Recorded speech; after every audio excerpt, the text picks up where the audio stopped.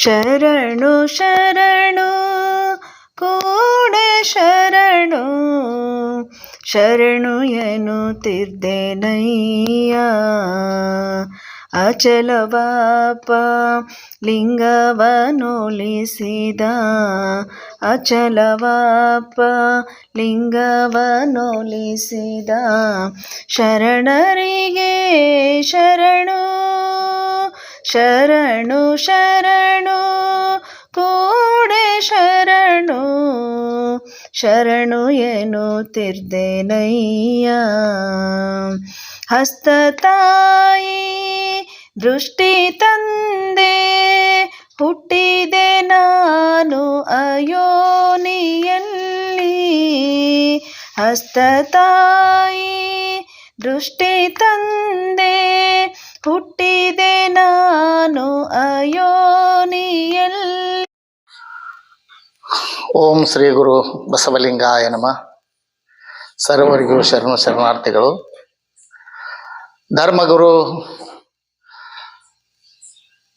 ವಿಶ್ವಗುರು, ಮಹಾಮಾನವತಾವಾದಿ, ಮನುಕುಲೋದ್ಧಾರಕ, ಸ್ತ್ರೀ ಕುಲೋದ್ಧಾರಕ, ಪತಿತೋದ್ಧಾರಕರಾದ ಅಪ್ಪ ಗುರು ಬಸವ ತಂದೆಯನ್ನು ಹೊರಮಂದಿರದಲ್ಲಿ ಜ್ಞಾಪಿಸಿಕೊಂಡು ಜಗತ್ತಿನ ಮಹಾತ್ಮರುಗಳನ್ನು ನೆನೆಯುತ್ತಾ ಈ ಶ್ರೀ ಗುರು ಬಸವ ಮಹಾಮನೆಯ ಕರ್ತೃಗಳಾದಂಥ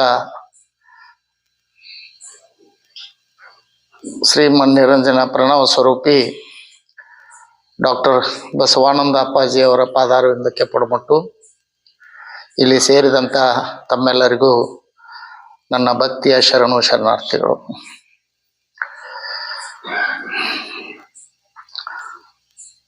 ಶ್ರೀ ಗುರುವೇ ದೀಕ್ಷಾ ಗುರುವೇ ಶಿಕ್ಷಾ ಗುರುವೇ ರಕ್ಷಾ ಗುರುವೇ ಸರ್ವಾಗಮೋಕ್ತ ಕಳಾ ಗುರುವೇ ಶಿವಯೋಗ ಧರ್ಮಾರ್ಥ ಭೋಗ ಗುರುವೇ ತ್ಯಾಗ ಗುರುವೇ ಸುಧೀ ಗುರುವೇ ವಾಚಾ ಗುರುವೇ ಭವರೋಗಹರ ಶರಣಾದೆ ಬಸವ ಮಹಾಗುರು ನಿಮಗೆ. ಇವತ್ತಿನ ವಿಷಯ ಮಹಿಳೆ ಮತ್ತು ದೇವರು. ಒಂದಿಷ್ಟು ಅದರ ಬಗ್ಗೆ ಚಿಂತನೆ. ದೇವರ ಕಲ್ಪನೆ ನಮ್ಮ ಭಾರತೀಯರಲ್ಲಿ ಇದು ಬಹಳ ದಿವಸದಿಂದ ಬಂದದ್ದಲ್ಲ. ಇದು ಬಹಳ ದಿವಸ ಬಂದಿದೆ ಅಂತೇಳಿ ಅನ್ನೋಗಿಲ್ಲ. ಕೇವಲ 2 ಅಥವಾ 2,500 ವರ್ಷಗಳ ಹಿಂದಿನಿಂದ ಇದು ಬಂದಿದೆ. ಅಂಥದ್ದು ಇವತ್ತು ಇಲ್ಲಿ ಬೇರೂರ್ಲಿಕ್ಕೆ ಕಾರಣ ಏನು ಅಂತಂದರೆ ಅದಕ್ಕೆ ಮಹಿಳೆಯರು ಆಟೋಮೆಟಿಕ್ ದೇವರು ನೋಡಿದರೆ ಮುಗಿದು ಹೋಯ್ತು ಅವ್ರಿಗೆ. ಅಲ್ಲಿ ಅವರು ಸರೆಂಡರ್ ಆಗಿಬಿಡ್ತಾರೆ. ಆ ದೇವರಿಗೆ ಅವರು ಏನು ಬೇಡ್ಕೊಂಡು ಬಿಡ್ತಾರೆ, ಅಥವಾ ಮುಡುಪು ಒಪ್ಪಿಸ್ತಾರೆ, ಕಾಣಿಕೆಯನ್ನು ಬೇಡ್ಕೋತಾರೆ. ನನಗಿಂಥದ್ದು ಮಾಡಿಕೊಟ್ರ ನಿನಗೆ ಇದನ್ನು ಕೊಡ್ತೇನಪ್ಪ, ನಿನಗೆ ಬೆಳ್ಳಿ ಕಣ್ಣು ಕೊಡ್ತೇನೆ, ಬಂಗಾರ ಕಣ್ಣು ಕೊಡ್ತೇನೆ, ಬೆಳ್ಳಿ ಪಾದಕ್ಕೆ ಕೊಡ್ತೇನೆ, ಹಾಗೆಲ್ಲ ಬೇಡ್ಕೊಂಡು ಬಿಡ್ತಾರೆ. ಹೀಗಾಗಿ ಈ ದೇವರುಗಳು ನಮ್ಮ ಭಾರತದಲ್ಲಿ ತುಂಬಾ ತಲೆ ಎತ್ತುತ್ತಿದ್ದಾವೆ. ಇದಕ್ಕೆ ಕಾರಣ ಪರೋಕ್ಷವಾಗಿ ಮತ್ತು ಅಪರೋಕ್ಷವಾಗಿ ಮಹಿಳೆಯರೇ ಕಾರಣ ಅನಿಸ್ತಾ ಇದೆ ಎಲ್ಲರಿಗೂ.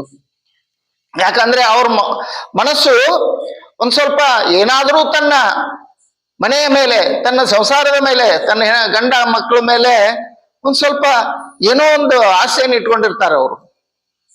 ಅದನ್ನು ಈಡೇರಿಸೋದಕ್ಕೋಸ್ಕರವಾಗಿ ಅವರು ಈ ಇಲ್ಲದ ಹರಕೆಗಳನ್ನು ಹೊರ್ತಾರೆ. ಇಲ್ಲದ ಹರಕೆಗಳನ್ನು ಹೊತ್ತುಕೊಂಡು ಆ ದೇವರುಗಳು ಈ ತರ ವಿಜೃಂಭಿಸ್ತಿದ್ದಾವೆ. ಬಸವಣ್ಣ ಅವರು ಒಂದ್ ಕಡೆ ಹೇಳ್ತಾರೆ ದೇವರ ಅಸ್ತಿತ್ವದ ಬಗ್ಗೆ.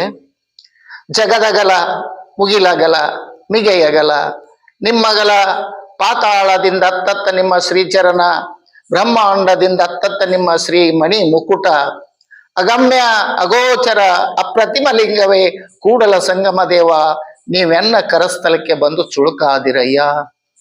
ನೋಡಿ, ಇದರಲ್ಲಿ ಬಸವಣ್ಣವರ ವಚನದಲ್ಲಿ ದೇವರು ಹೇಗಿದ್ದಾನೆ, ದೇವರ ಕಲ್ಪನೆ ಹೇಗೆ ಅನ್ನೋದನ್ನ ಅವರು, ಈ ಜಗತ್ತೇನಿದೆ ಅಲ್ಲ, ಜಗತ್ತಿನ ತುಂಬ ಇದ್ದಾನಂತವ ದೇವರು. ಜಗತ್ತಿನ ತುಂಬ ಎಲ್ಲ ಅವ ಇದ್ದಾನೆ. ಅವನ ಪಾದಗಳು ಎಲ್ಲಿದಾವ ಅಂತಂದ್ರೆ ಪಾತಾಳದಿಂದ ಅತ್ತತ್ತ.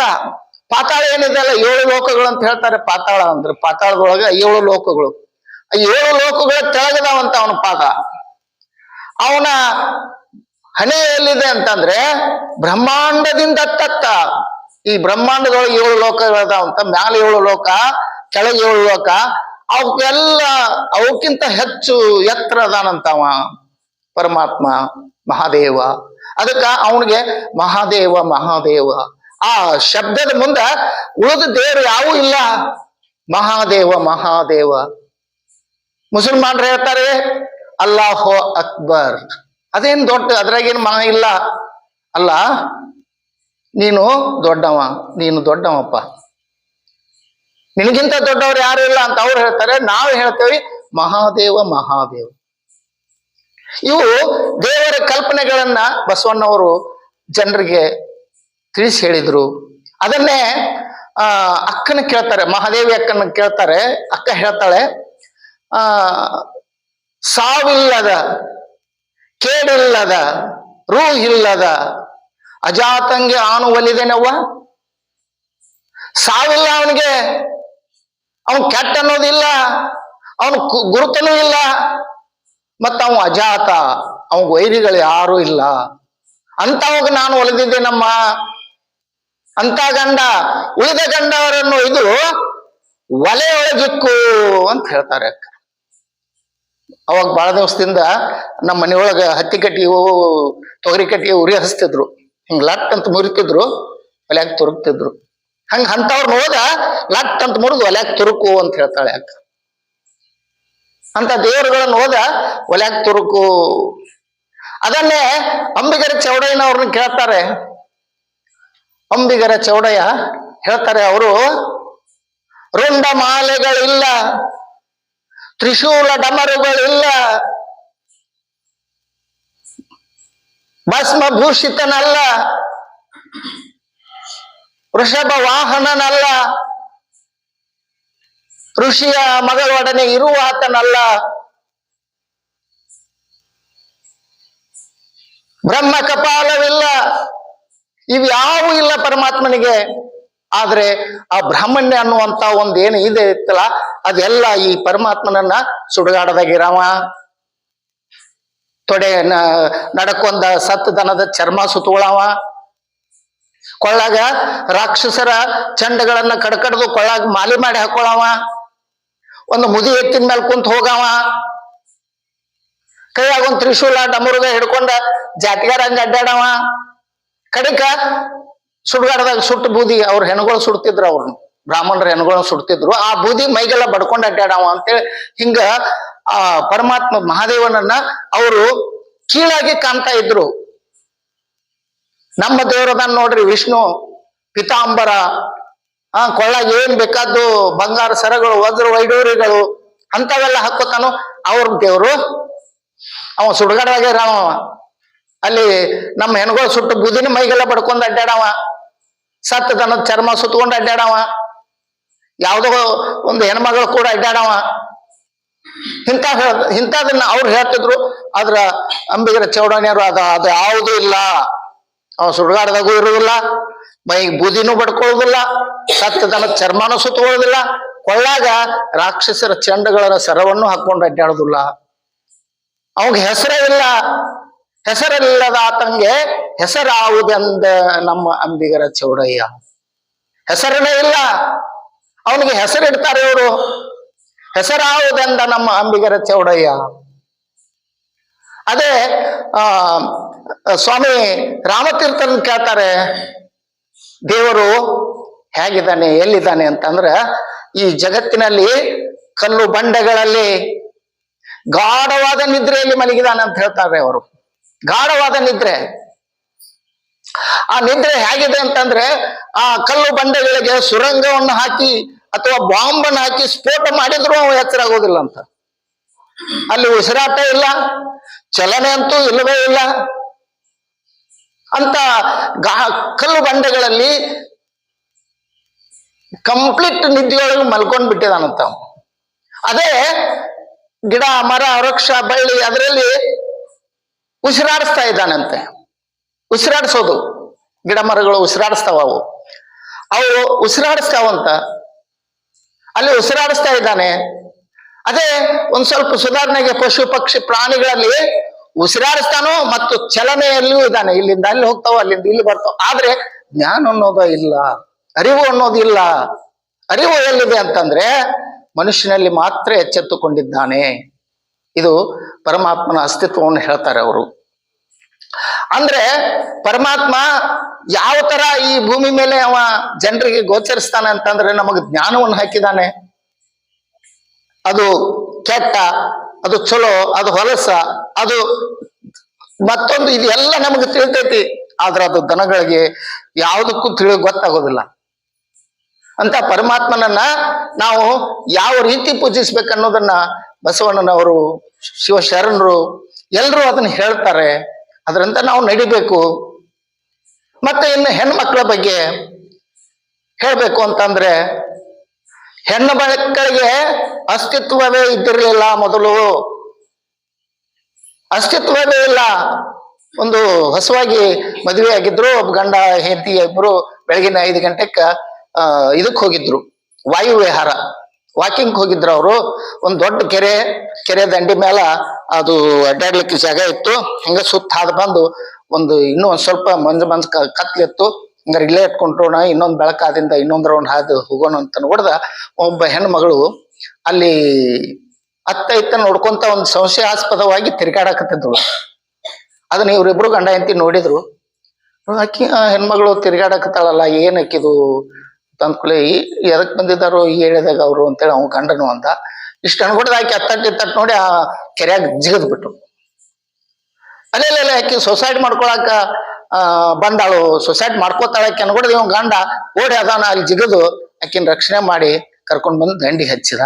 ದಂಡಿಗೆ ಹಚ್ಚಿ ಯಾಕಮ್ಮ ಏನ್ ಅಂತ ಪರಿಸ್ಥಿತಿ ಬಂದಿದೆ ನಿನಗೆ, ಸಾಯುವಂತದು ಇಲ್ಲ, ನನಗೆ ಜೀವ ಬೇಸರ ಆಗಿದೆ. ಯಾಕಂದ್ರೆ ನನ್ನ ಗಂಡ ಸತ್ತಿದ್ದಾನೆ, ನನ್ನ 3ನೇ ನಂಬರ್ ಪ್ರಜೆ ಅಂತ ನೋಡ್ತಿದ್ದಾರೆ ನಮ್ಮ ಮನೆಯಲ್ಲಿ. ಮೇಲಾಗಿ ನಾನು ಹೊಟ್ಟಿಲೇ ಇದ್ದೇನೆ. ಆಮೇಲೆ ನನ್ನ ಮೈದ್ನ ನನ್ನ ಮೇಲೆ ಕಣ್ಣು ಹಾಕಿದ್ದಾನೆ. ನನ್ನ ಮೈದ್ನನ ಪಿಂಡ ನನ್ನ ಹೊಟ್ಟೆಯಲ್ಲಿ ಬೆಳೀತಾ ಇದೆ. ನಾಳೆ ಅಕಸ್ಮಾತ್ ಇನ್ನೊಂದು 15 ದಿವಸ 20 ದಿವಸಕ್ಕೋ ನಾನು ಹೊಟ್ಟಿಲೇ ಇದ್ದೇನೆ ಅಂತ ಅನ್ನೋದು ಎಲ್ಲರಿಗೂ ಗೊತ್ತಾಕತಿ. ಅವಾಗ ಗೊತ್ತಾದಾಗ ಅವರು ಕಲ್ಲು ಒಗೆದು ಕೊಲ್ತಾರೆ ನನ್ನ. ಆ ಬ್ರಾಹ್ಮಣ್ಯ ಅನ್ನೋದು ಏನಿದೆ ಅಂತಂದ್ರೆ ಕಲ್ಲು ಒಗೆದು ಕೊಲ್ತಾರೆ ಅವರು. ಅದಕ್ಕಾಗಿ ಅವ್ರು ಕಲ್ಲು ಒಗೆದು ಕೊಲ್ಲಿಸಿಕೊಂಡು ಚಿತ್ರಹಿಂಸೆ ಮಾಡಿಕೊಂಡು ಸಾಯೋದಕ್ಕಿಂತ ಈ ನೀರಾಗ ಮುನಿಗಿ ಸಾಯೋಣ ಅಂತ ಹೇಳಿ ನಾನು ಬಂದಿದ್ದೇನೆ ಅಂತ ಹೇಳ್ತಾಳೆ. ಅವಾಗ ಅವರು ಆ ಗಂಡ ಹೆಂಡತಿ ಇಬ್ರು ಏನಿರ್ತಾರಲ್ಲ, ಅಮ್ಮ ನೀ ಯಾರ ಮನೆಗೂ ಹೋಗ್ಬೇಡ, ನೀ ಸಾಯೋದು ಬೇಡ, ನಮ್ಮ ಮನೆಯಲ್ಲೇ ಇರು, ನಾವೇ ನನ್ನ ಹೆಂಡತಿನೇ ನಿನ್ನ ಚೆನ್ನಾಗಿ ಬಾಣತನ ಮಾಡ್ತಾಳೆ, ಅದಕ್ಕೆ ಯಾವುದು ಕೊರತೆ ಆಗೋದಿಲ್ಲ, ನೀ ನಮ್ಮ ಮನೆಯಲ್ಲೇ ಇದ್ದು ಬಿಡು ಅಂತೇಳಿ ಮನೆಗೆ ಕರ್ಕೊಂಡು ಹೋಗ್ತಾರೆ. ನೋಡಿ ಎಂತ ಪರಿಸ್ಥಿತಿ ಆಗಿನ ಕಾಲದಲ್ಲಿ ಹೆಣ್ಮಕ್ಳಿಗೆ, ಎಂತ ಪರಿಸ್ಥಿತಿ. ಅವ್ರು ಯಾರು ಅಂತಂದ್ರೆ ಆ ಕರ್ಕೊಂಡೋದು ಜೋಪಾನ ಮಾಡಿದವ್ರು ಯಾರು ಅಂದ್ರೆ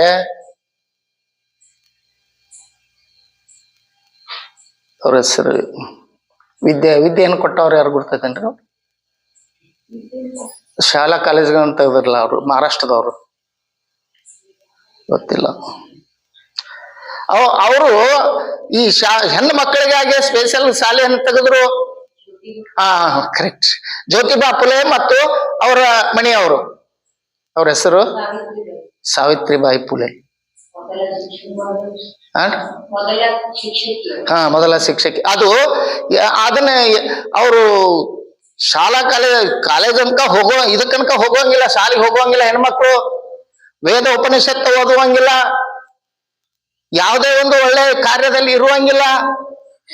ಅಂತದ್ರಲ್ಲಿ ತನ್ನ ಹೆಂಡತಿಯನ್ನ ಹೈದರಾಬಾದದಲ್ಲಿ ಇದ್ದಂತ ಟೀಚರ್ಸ್ ಟ್ರೈನಿಂಗ್ ಸ್ಕೂಲ್ ಏನಿತ್ತಲ್ಲ ಅಲ್ಲಿ ಶಾಲೆ ಕಲೀಲಿಕ್ಕೆ ಕಳಿಸ್ಕೊಡ್ತಾನೆ ಆ ಬ್ರಾಹ್ಮಣ ಹೆಣ್ಮಗಳು ಮತ್ತು ಸಾವಿತ್ರಿಬಾಯಿ ಫುಲೆ ಅವ್ರ ಆಕೆ ಗಂಡ. ಅವಾಗ ಎಷ್ಟು ವಿರೋಧ ಆಗ್ತದೆ ಅಂತಂದ್ರ ನಮ್ಮ ಧರ್ಮವನ್ನು ಹಾಳು ಮಾಡ್ತಾರೆ ಇವರು, ನಮ್ಮ ಧರ್ಮವನ್ನ ಇವರು ನಮ್ಮ ಸನಾತನ ಧರ್ಮಕ್ಕೆ ಪೆಟ್ಟು ಕೊಡ್ತಾರೆ ಇವರು ಅಂತೇಳಿ ಆಕೆ ಶಾಲೆ ಕಲಿಗೆ ಹೋಗುವಾಗ ಸಗಣಿ ಆಕೆಗೆ ಮೇಲೆ ಹೋಗ್ಯೋದು, ಆ ಸಾವಿತ್ರಿಬಾಯಿ ಫುಲೆ ಅವ್ರ ಮೇಲೆ ಸಗಣಿ ಹೋಗ್ಯೋದು, ಕಲ್ಲು ಹೋಗ್ಯೋದು, ಎಷ್ಟು ಕಿರುಕುಳ ಕೊಡ್ತಾರೆ. ಆದ್ರೂ ಆಕೆ ಗಂಡ ಕೊಡ್ಲಿ, ನೀನ್ ಹೋಗುವಾಗ ಹಿಂಗ್ ಮಾಡು, ಒಂದ್ ಹರಕ್ ಸೀರೆ ಉಟ್ಕೊಂಡು ಹೋಗು, ಟ್ರೈನಿಂಗ್ ಸ್ಕೂಲ್ಗೆ ಹೋಗುವಾಗ ಕೈ ಚೀಲದೊಳಗೆ ಒಂದ ಚಲೋ ಸೀರೆ ಇಟ್ಕೊಂಡು ಹೋಗು, ಅಲ್ಲಿ ಹೋಗಿ ಅವ್ನ್ ಕಳೆದು ಹೋಗದ ಚಲೋ ಸೀರೆ ಉಟ್ಕೊಂಡ ಅಲ್ಲಿ ಟ್ರೈನಿಂಗ್ ತಗೋ, ಬರುವಾಗ ಆ ಸೀರೆ ಕಳೆದು ಮತ್ ಚಿಲ್ಲಾಗ ಹಾಕೊಂಡು ಆ ಹರಕ್ ಸೀರೆ ಉಟ್ಕೊಂಡ್ ಬಾ, ಎಷ್ಟು ಹೋಗಿತಾರ ಹೋಗಿಲಿ ಅಂತ ಹೇಳಿ ಅಷ್ಟು ಧೈರ್ಯ ತುಂಬಿ ಆಕಿನ ಟ್ರೈನಿಂಗ್ ಕೊಡಿಸಿ ಟೀಚರ್ನ ಮಾಡ್ತಾರೆ. ಅವರೇ ಒಂದು ಸ್ಕೂಲ್ ತೆಗಿತಾರೆ. ಅದು ಯಾರಿಗಾಗಿ ಅಂತಂದ್ರೆ ದಲಿತ ಹೆಣ್ಣು ಮಕ್ಕಳಿಗಾಗಿ, ಕಲಿಯದ ಹೆಣ್ಣು ಮಕ್ಕಳಿಗಾಗಿ. ಇವತ್ತು ಹೇಳ್ತಿದ್ದಾರೆ ಹಿಂದಿ ಕಲೀರಿ ನೀವು ಅಂತೇಳಿ. ಹಿಂದಿ ಕಲೀರಿ ಅಂತ ಹೇಳೋರ ಮಕ್ಕಳು ಅಮೆರಿಕಾದಲ್ಲಿ ಇಂಗ್ಲಿಷ್ ಕಲಿತಿದ್ದಾರೆ. ಅವರು ಹಿಂದಿ ಕಲೀರಿ ಅಂತ ಹೇಳೋರ ಮಕ್ಕಳು ಅಮೆರಿಕಾದಲ್ಲಿ ಇಂಗ್ಲಿಷ್ ಕಲಿತಿದ್ದಾರೆ. ಇವ್ರು ಹೇಳ್ತಾರೆ ನೀವು ಹಿಂದಿ ಕಲೀರಿ, ಸಂಸ್ಕೃತ ಕಲೀರಿ, ಸಂಸ್ಕೃತ ಯೂನಿವರ್ಸಿಟಿ ತೆಗೋಣ. ಎಷ್ಟು ಮಂದಿಗೆ ಸಂಸ್ಕೃತ ಕಲ್ತವ್ರಿಗೆ ಇವ್ರು ನೌಕರಿ ಹಚ್ಚವ್ರದಾರು, ಎಷ್ಟು ಮಂದಿಗೆ ಸಂಸಾರ ಒಳ್ಳೇದ್ ಮಾಡವ್ರದಾರ ಇವರು. ಹಿಂದಿ ಕಲಿತು ಎಷ್ಟು ನೌಕರಿ ಹತ್ತಾವು. ಮತ್ ತಮ್ಮ ಮಕ್ಕಳನ್ನ ಕಲಿಸ್ಬೋದಾಗಿತ್ತಲ್ಲ. ಅದು ಬೇಡ, ಇನ್ನೊಬ್ರು ಕಲೀಲಿ, ಇನ್ನೊಬ್ರನ್ನ ಹಾಳಾಗಿ ಹೋಗ್ಲಿ ಅಂತ ದುಷ್ಟ ಮನಸ್ಸಿನ ವ್ಯಕ್ತಿಗಳು ಆಗೂ ಇದ್ರು, ಈಗೂ ಇದ್ದಾರೆ. ಅವ್ರ ಜೊತೆ ನಾವು ಬದುಕಬೇಕಾಗಿದೆ. ನಮ್ಮ ಕಾಕನ ಮಕ್ಕಳನ್ನ ಇಂಥ ಇವ್ರ ಬೆನ್ನ ಹತ್ತಿ ನಾ ಶಾಲೆ ಕಲ್ಸೋದು ಬಿಡಿಸ್ಬಿಟ್ನೆ ಅವ್ರನ್ನ. ಎಷ್ಟು ವಯಸ್ಸಿದ್ರ ಅವ್ರಿಬ್ರು, ಬಹಳ ವಯಸ್ಸಿದ್ರು. 7th ಅವರು ಮೆರಿಟ್ ಮೇಲೆ ಪಾಸ್ ಆಗಿದ್ದಾರೆ. ಅವರು 7th ಅದು ಇದನ್ನ ತಗೊಂಡಿದ್ರು, ಬೆಳಗಾವಿಯಲ್ಲಿ ಎಕ್ಸಾಮ್ ತಗೊಂಡಿದ್ರು ಅವ್ರಿಗೆ. ಅವಾಗ ನಾನು ಕರ್ಕೊಂಡು ಹೋಗಿನಿ, ಆದ್ರೂ ನಾ ಬಿಡಿಸ್ಬಿಟ್ನೆ ಅವ್ರನ್ನ. ಅಲ್ಲಿಂದ ನಮ್ಮದು ಸಣ್ಣ ಹಳ್ಳಿ, ಅಲ್ಲಿಂದ ಕಿತ್ತೂರಿಗೆ ಹೋಗ್ಬೇಕು ನಾವು ಕಲಿಬೇಕಾದ್ರ, ಹೆಣ್ಮಕ್ಳು ಕಲಿಬೇಕಾದ್ರೆ. ಇಲ್ಲಾಂದ್ರೆ ಬಯಲಹೊಂಗಕ್ಕೆ ಬರ್ಬೇಕು ಅಂತದ್ರಾಗ ಹೋಗೋದ್ ಬೇಡಮ್ಮ, ನೀವು ಬಿಟ್ಬಿಡ್ರಿ ಅಂತ ಗಂಟು ಬಿದ್ದು ನಾ ಬಿಡಿಸ್ಬಿಟ್ನೆ ಅವ್ರಿಬ್ರು. ಇವತ್ತು ಅವರು ನನ್ನ ಇಷ್ಟು ಕೆಟ್ಟ ಬೈತಾರೆ, ಭಾಳ ಕೆಟ್ಟ ಬೈತಾರೆ. ನಾನು ಅವರ ಒಂದು ಅಂತ ತಿಳ್ಕೊಬೇಕು ನೀವು. ಏನದಾರಲ್ಲ ಈಗ ಸನಾತನಿಗಳು, ಆ ಸನಾತನಿಗಳ ವಂಶದವ ನಾನು. ಅಂತ ಒಂದು ಪರಿಸ್ಥಿತಿ ಒಳಗ ಈಗ ಹೆಣ್ಮಕ್ಳು ಎಲ್ಲಾ ಕಡೆ ಶಾಲಾ ಕಾಲೇಜುಗಳು ಬೇಕಾದಷ್ಟು ತೆರೆದಿದ್ದಾವೆ. ಬೇಕಾದಷ್ಟು ಮಂದಿ ಇವತ್ತು ಕಾಲೇಜಿಗೆ ಹೋಗ್ತಿದ್ದಾವೆ, ನೌಕರಿ ಮಾಡ್ತಿದ್ದಾರೆ, ಪ್ರೈಮ್ ಮಿನಿಸ್ಟರ್ ಆಗಿದ್ದಾರೆ, ರಾಷ್ಟ್ರಪತಿ ಆಗಿದ್ದಾರೆ. ಇವತ್ತು ಮಿಲಿಟರಿಯಲ್ಲೂ ಕೂಡ ಒಂದು ಮಹಿಳೆಯ ಬಟಾಲಿಯನ್ ಇದೆ, ಮಹಿಳೆಯರ ಬಟಾಲಿಯನ್. IAS ಪೈಲಟ್ ಆಗಿದ್ದಾರೆ, ಟ್ರೈನ್ ನಡೆಸ್ತಿದ್ದಾರೆ, ಹೆಲಿಕಾಪ್ಟರ್ ನಡೆಸ್ತಿದ್ದಾರೆ. ಎಲ್ಲಾ ರಂಗದಲ್ಲಿ ಹೆಣ್ಮಕ್ಳಿಗೆ ಈಗ ಸ್ಥಾನಮಾನ ಸಿಗ್ತಾ ಇದೆ. ಅದು ಫುಲೆಯವರ ಆಶೀರ್ವಾದ, ಸಾವಿತ್ರಿಬಾಯಿ ಫುಲೆ ಅವರ ಒಂದು ದಯೆ. ಇವತ್ತು ಅವರೆಲ್ಲರೂ ಮುಂದೆ ಬಂದಿದ್ದಾರೆ, ಮುಂದೆ ಬರ್ತಾ ಇದ್ದಾರೆ. ಅಂತ ಒಂದು ಈ ಭಾರತ ದೇಶದಲ್ಲಿ ಈ ಸನಾತನಿಗಳ ಕೈಯಲ್ಲಿ ಸಿಕ್ಕು ನರಳ್ತಾ ಇತ್ತು ಮಹಿಳಾ ಸಮಾಜ. ಅವ್ರನ್ನ 2ನೇ ನಂಬರ್ ಅಲ್ಲ 3ನೇ ದರ್ಜೆಯ ಪ್ರಜೆಗಳಾಗಿ ನೋಡ್ತಾ ಇದ್ರು. ಅಂತ ಪರಿಸ್ಥಿತಿಯಲ್ಲಿ ಸಾವಿತ್ರಿಬಾಯಿ ಫುಲೆ ಅವ್ರನ್ನ ನಾವು ನೆನೆಸ್ಕೋಬೇಕು, ನೀವೆಲ್ಲ ನೆನೆಸ್ಬೇಕು. ಅಕ್ಕ ಮಹಾದೇವಿ ಅಕ್ಕನ ನೆನೆಸ್ಬೇಕು. ಮಹಾದೇವಿ ಅಕ್ಕ ಊರ್ ಬಿಟ್ಟು ಪರಿಚಯದವ್ರು ಯಾರಾದ್ರೂ ಇದರಿಗೆ ಬಂದ್ರ ಏನ್ ಹೇಳ್ಬೇಕು ನಾ ಅವ್ರಿಗೆ ಅಂತೇಳಿ ಅವ್ರ ಕಾಣದಂಗ ತಗೊಂಡು ಹೋಗೋಣ ಅಂತೇಳಿ ಅವಸರವಾಗಿ ಹೋಗ್ತಿರ್ತಾರೆ. ಮಹಾದೇವಿ ಅಕ್ಕ ಕಾಲಲ್ಲಿ ರಕ್ತ ಸೋರ್ತಾ ಇರುತ್ತೆ, ಎಲ್ಲಿ ಹೊರಗೆ ಅಡ್ಡಾಡಿದ ಹುಡುಗಿ ಎಲ್ಲ ಸಣ್ಣ ವಯಸ್ಸು, ಅದ್ರಾಗ ಬತ್ತಲೆ ಬೇರೆ. ಅಲ್ಲಿ ಹೋಗಿ ನೀರಾಡಿಕ್ ಬಾಳ ಆಗ್ತದ. ಒಂದು ನೀರು ಕುಡಿಯುವ ಬಾವಿ ಇರುತ್ತೆ, ಅಲ್ಲಿ ಬಾವಿ ಒಳಗೆ ನೀರು ತಗೋಬೇಕಂತೇಳಿ ಹೋದ್ರ ಅದನ್ನ ಅಲ್ಲಿ ಜಗ್ಗು ಬಾವಿ, ಸಿದು ಬಾವಿ ಅದು. ಅಲ್ಲಿ ಒಂದ್ 4 ಮಂದಿ ಹೆಣ್ಮಕ್ಳು ನೀರು ತುಂಬಲಿಕ್ಕೆ ಬಂದಿರ್ತಾರೆ. ಅವ್ರಿಗೆ ಅಮ್ಮ ಒಂದಿಷ್ಟು ನೀರು ಕೊಡಮ್ಮ ಅಂತ ಕೇಳ್ತಾರೆ. ಅವರು ನೀರ್ ಹಾಕೋ ಬದಲು ಆ ದೇವ್ರನ್ನ ಬೇಯಾಕ್ ನಿಂದಿರ್ತಾರ ಅವ್ರ ಹೆಣ್ಮಕ್ಳು. ಎಂತ ಚಂದ ಹುಡುಗಿ ಐತಿ, ನೀ ಆಕಿ ತಲೆ ಕೆಡಿಸ್ಬಿಟ್ಟಿಯಲ್ಲೋ ಮಾದೇವನ್ ಬೇಯಕ್ ಶುರು ಮಾಡ್ತಾರ ಅವರು. ಎಂತ ಸುಂದರ ಹುಡುಗಿದಾಳ, ಬತ್ಲೆ ತಿರ್ಗಾತೈತಿ, ತಲೆ ಕೆಟ್ಟವ್ರ ಹೆಂಗ್ ತಿರುಗ್ತಾರೋ. ಆ ನೀರ್ ಹಾಕೋ ಬದ್ಲಿ ಅವ್ರು ಬೇಯಾಕ್ ನಿಂದಿರ್ತಾರೋ ಆ ದೇವ್ರನ್ನ. ಆದ್ರ ಆಕಿ ಅವ್ರ ಕಡೆಯಿಂದ ನೀರು ಕುಡಿದು ಮತ್ತೆ ತನ್ನ ಹಾದಿ ಹಿಡಿತಾಳೆ. ವಚನಗಳನ್ನ ಬರೀತಾರೆ, ಸಾಕಷ್ಟು ವಚನಗಳನ್ನು ಬರೆದಿದ್ದಾರೆ. ಅದು ಎಲ್ಲಿಯ ಪ್ರಭಾವ ಅಂತಂದ್ರೆ ಅಪ್ಪ ಗುರು ಬಸವಣ್ಣನವರ ಪ್ರಭಾವ. ಬಸವಣ್ಣನವರ ಒಂದು ಅನುಭವದಲ್ಲಿ ಜಂಗಮರನ್ನ ತಯಾರು ಮಾಡಿ ಊರೂರಿಗೆ ಕಳಿಸ್ಕೊಡ್ತಿದ್ರು ಅವರು. ಹೋಗಿ ನೀವು ವಚನಗಳ ಕಟ್ಟುಗಳಲ್ಲಿ ಇರ್ತಕ್ಕಂಥ ವಚನಗಳನ್ನ ಒಬ್ಬೊಬ್ಬರು ಶರಣರು 196,000 ವಚನಗಳನ್ನು ಬರೆದಿದ್ದಾರಂತೆ. ಅವನ್ನೆಲ್ಲ ಈ ಸನಾತನಿಗಳು ಸುಟ್ಟು ಹಾಕಿಬಿಟ್ಟಿದ್ದಾರೆ. ಎಷ್ಟೋ ಶರಣರನ್ನ ಕೊಲೆ ಮಾಡಿದ್ದಾರೆ. ರಕ್ತದ ಕಾಲುವೆನ ಹರಿದದ. ಅಷ್ಟು ಇವ್ರ ಮೇಲೆ ದೌರ್ಜನ್ಯ ಮತ್ತು ಅತ್ಯಾಚಾರ, ಅನಾಚಾರ ಎಲ್ಲ ಮಾಡಿದ್ದಾರೆ ಅವರು. ಅದನ್ನೆಲ್ಲ ಸಹಿಸಿಕೊಂಡು ಆದ್ರೂ ನಾವು ನಮ್ಮ ಧರ್ಮವನ್ನ ಉಳಿಸಿಕೊಂಡೇವು ಅಂತಂದ್ರ ನಾವು ಒಂದಿಷ್ಟು ಆ ದಾರಿಯಲ್ಲಿ ಇದ್ದೇವೆ ಅನಿಸ್ತಾ ಇದೆ. ಅಂತ ದಾರಿಯನ್ನ ನಾವು ಇನ್ನೂ ಸಾಕಷ್ಟು ದಾಟಿ ಹೋಗ್ಬೇಕಾಗಿದೆ, ಇನ್ನೂ ನಡಿಬೇಕಾಗಿದೆ. ನಮ್ಮ ಮುಂದಿನ ಪೀಳಿಗೆ ಇದಕ್ಕೆ ವ್ಯಾಲ್ಯೂ ಕಿಮ್ಮತ್ ಕೊಡ್ಬೇಕಾಗಿದೆ. ಅಂತ ಒಂದು ಪರಿಸ್ಥಿತಿಯನ್ನ ನಿರ್ಮಾಣ ಮಾಡ್ಲಿಕ್ಕೆ ಲಿಂಗಾಯತ್ ಸಂಘಟನೆಗಳಿದ್ದಾವೆ, ರಾಷ್ಟ್ರೀಯ ಬಸವ ದಳಗಳಿದ್ದಾವೆ, ರಾಷ್ಟ್ರೀಯ ಶರಣ ತತ್ವಗಳಿದ್ದಾವೆ, ಶರಣರಿದ್ದಾರೆ. ಅಂತವರ ಒಂದು ಮುಂದಾಳತ್ವದಲ್ಲಿ ನಾವೆಲ್ಲರೂ ಮುನ್ನಡೆಯುತ್ತಾ ನಮ್ಮ ಅಸ್ತಿತ್ವವನ್ನ ಉಳಿಸಿಕೊಳ್ಳೋಣ, ನಾವು ನಮ್ಮ ಪೀಳಿಗೆಯನ್ನ ಬದುಕಿಸೋಣ ಅಂತ ಹೇಳಿ ತಮ್ಮೆಲ್ಲರಲ್ಲಿ ವಿನಂತಿ ಮಾಡಿಕೊಂಡು ನನ್ನ 2 ಮಾತುಗಳನ್ನು ಮುಗಿಸ್ತೇನೆ. ಶರಣಾರ್ಥಿಗಳು.